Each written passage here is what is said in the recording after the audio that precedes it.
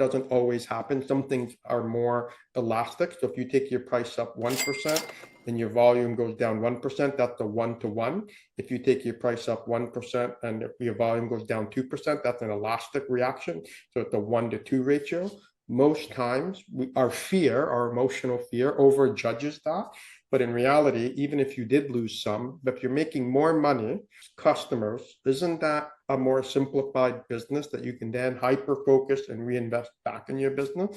And I think that when people say, I can make 50% more, lose 30% of my customers, and I can serve those 30 way better than I did before, which means you can charge more in the following 3 years or give them more value, more impact, and create a stickier long term.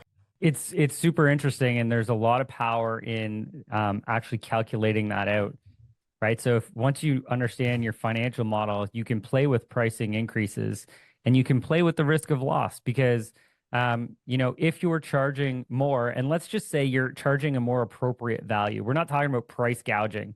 We're talking about getting the value out of what it is that you're delivering and getting paid your fair market value, to be honest. And if you're not charging that and it's a decent bump, there could be loss because people are just shocked in the discrepancy in what they've been paying versus what they have paid. And truthfully, I've gone through that experience.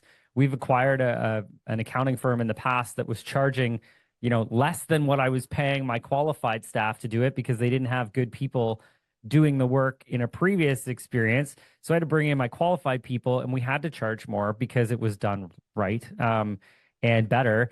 And so people, because of that gap, they had sticker shock, and some of them moved on. A lot of them came back because they went, "Oh, you guys are actually really good at what you do, and we should have been paying this all along to get it done right." We go, "Yes."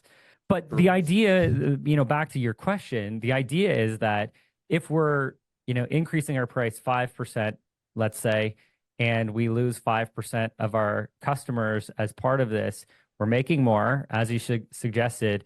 But just think of, the idea of pricing increases and losing business as even making the same amount of money, but doing much less work, So sometimes we have to look at our lower level clients, and everyone's heard the 90-10 or the 80-20 rule that 90% of your clients take up 10% of the work and 10% of your clients take up 90% of the work. Sometimes we have to look at that 10% and say, they're going to probably be the price sensitive ones anyway.